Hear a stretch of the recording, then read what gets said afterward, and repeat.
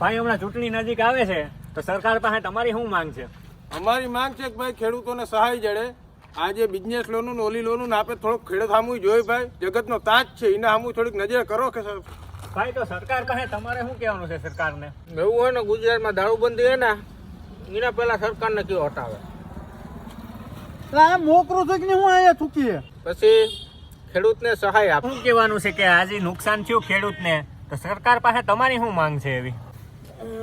મારું તો ભાઈ એમ કહેવાનું છે સરકારને કે સરકાર આ ખેડૂતોમાં ધ્યાન દે તો વાંધો નહીં, પણ સરકાર ખેડૂત અટાણાના સદર થઈ ગયા, કંઈ વાંધો નથી.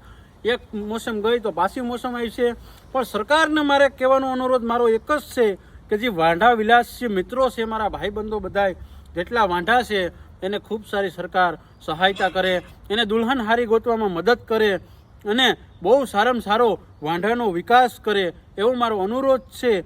અને જો હમણાં લગ્નગાળો આવે છે, લગ્નગાળો પણ ખાલી જાય છે, વાંઢા વાંઢા રહી જાય, પરણવાવાળા પણી જાય. એટલે મારે સરકારને એક જ અનુમાન છે કે જો ભારી ભરકમ મતથી જીતવું હોય તો મારા જે વાંઢા ભાઈઓ છે, મારું જે વાંઢા સમાજ છે એને ખૂબ સારું આગળ લઈ આવો, અને નહીં ઇન્ડિયાની નહીં તો વિદેશની એને દુલ્હન અપાવો ને એનો પરિવાર આગળ વધારો. જે ભારતની જે સંખ્યા છે એમાં ડબલ વધારો ન આવે એ મારી જવાબદારી છે. સરકારને મારું એમ કહેવાનું છે કે આ ટોપિકમાં તમે વધારે ધ્યાન દો, બાકી તમને સરકાર પડી જતા વાર નહીં લાગે.